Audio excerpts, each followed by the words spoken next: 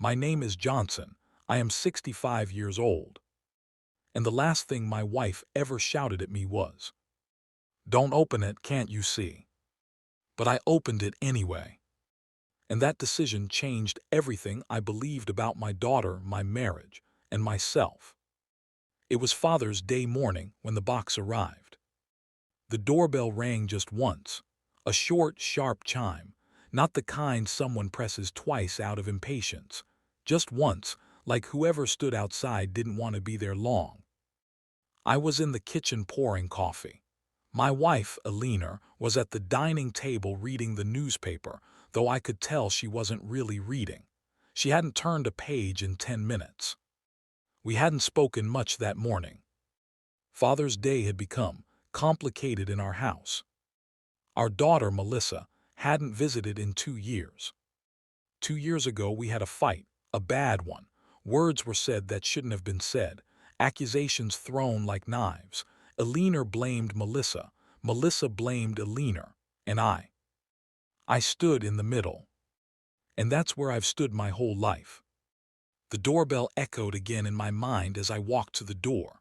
When I opened it, no one was there. Just a box. Medium-sized, brown cardboard, my name written in thick black marker. To Dad. No return address. But I knew the handwriting. My chest tightened. "Who is it?" Alina called from the dining room. "No one," I said softly, "just a package." The air in the house shifted the moment she saw it. Her fingers froze on the newspaper. "From who?" I didn't answer. I didn't have to. Her eyes narrowed. "Johnson, is that from her?" The word "her" sounded like something sour in her mouth. I carried the box to the table and set it down carefully, like it might explode. "It's Father's Day," I said quietly. "Maybe she just wants to." "Don't," Alina snapped. The sharpness in her voice startled me. "Don't what?" "Don't pretend you don't see what this is." I looked at the box. Cardboard tape, my name. "I see a gift," I said. Alina stood up slowly, too slowly. After 2 years of silence, after everything she did, after how she humiliated me. Her voice trembled now, not with anger but with something deeper.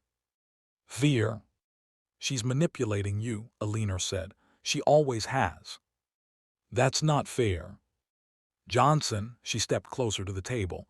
"Don't open it, can't you see?" "See what?" I searched her face. There was something in her eyes I didn't recognize. Not anger, not resentment. Panic. "See what, Alina?" I asked. But she didn't answer. Instead, she turned away. And that silence, that unfinished sentence, pulled at me more than any argument ever had. I reached for the box cutter in the drawer. "Johnson, please," she whispered. But it wasn't anger anymore. It was pleading.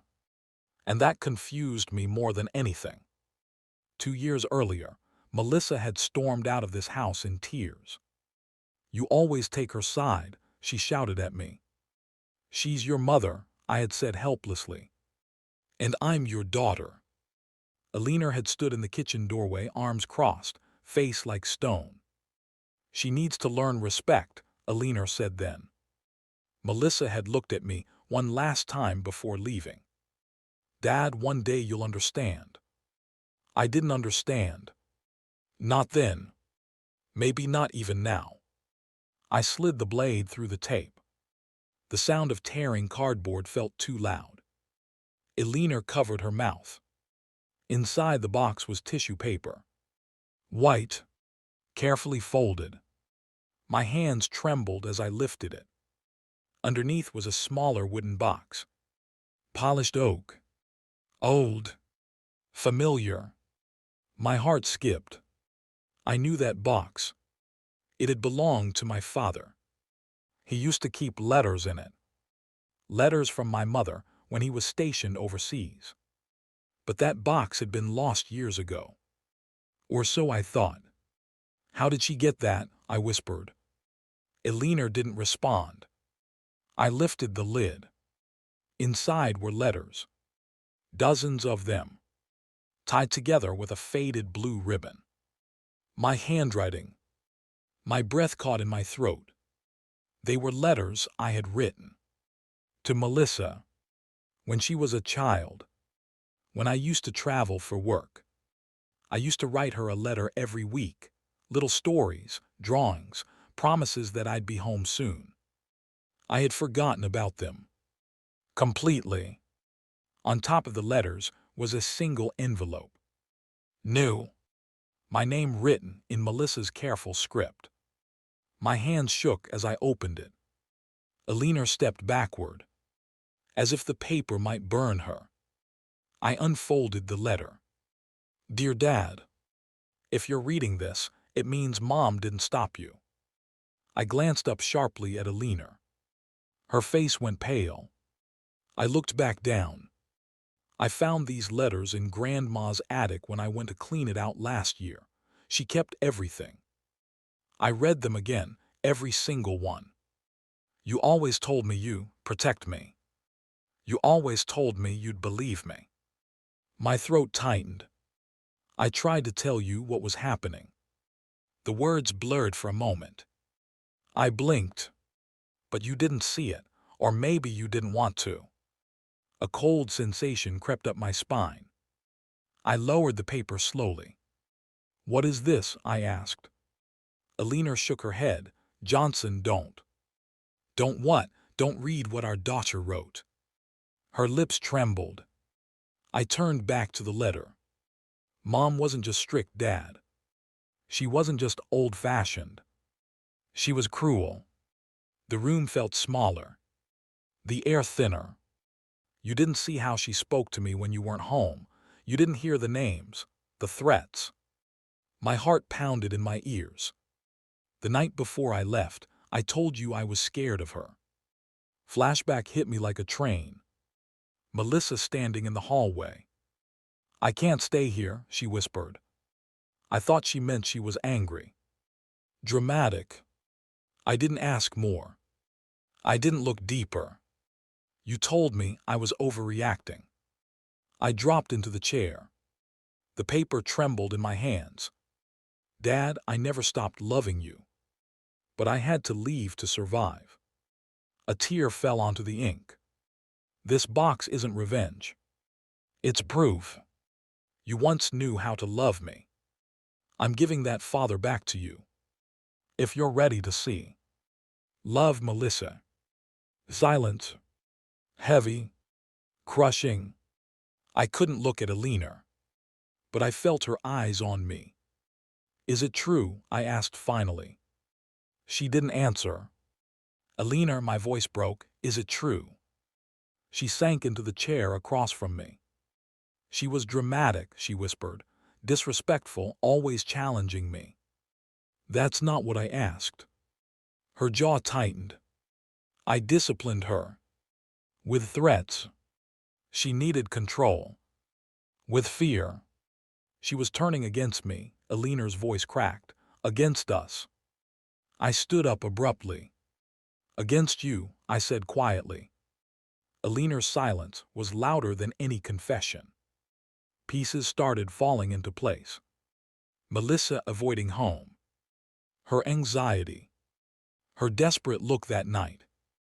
Dad, please. I hadn't listened. Because it was easier not to. Because choosing between wife and daughter felt impossible. So I chose neither. And in doing so, I chose wrong. I looked at the old letters again. Drawings of stick figures holding hands. Promises. Protection. I had broken every one. She's lying, Alina said suddenly. She's trying to tear us apart. No, I said slowly. We did that ourselves. Alina's eyes filled with tears. I did everything for this family. And maybe, I said softly, you also heard it. The truth hung between us. Ugly. Unavoidable. For the first time in 40 years of marriage, I saw my wife not as the strong pillar of our home, but as a flawed, wounded woman who had passed her pain onto our child. And I saw myself as a coward who let it happen. That afternoon, I called Melissa. My hands shook so badly, I almost dropped the phone. She answered on the third ring. Hello. Her voice. Older. Guarded. It's Dad. Silence. A long one. I got the box, I said. Another silence. I read the letter. Her breath caught. I'm sorry, I whispered. 3 words. Too late. But necessary. On the other end, I heard her cry. I tried to tell you, she said. I know, I replied, and I failed you. The words tasted like iron. Painful. But true. We talked for an hour. Not perfectly. Not magically. But honestly. For the first time in years. That night, Alina and I sat in the living room in silence. I never meant to hurt her, she said quietly. But you did. She nodded slowly. And I let you, I added. That was the harder truth. Fatherhood isn't just about working overtime. Or paying tuition. Or writing letters. It's about standing up. Even when it's uncomfortable. Even when it costs you. Especially then. Alina began therapy months later. Not because Melissa demanded it, but because she finally saw what denial had cost her. It's been a year now. Melissa visited last Christmas. The first hug was awkward, tearful, fragile, but real. And this Father's Day, she came in person. No box, just herself. When she hugged me, she whispered, "You see me now." And I do.